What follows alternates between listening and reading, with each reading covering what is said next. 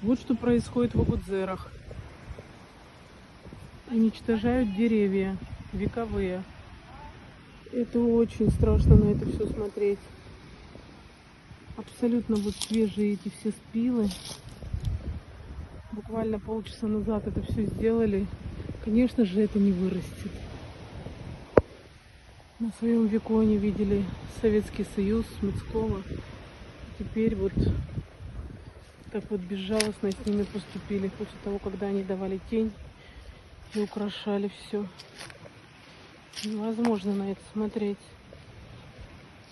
Пахнет свежим, пахнет болью. Мешали высоко. Вон ты, у тебя проход есть. Да, это просто бесчеловечно. Такие огромные вековые деревья. Какой спил, это же просто, не знаю.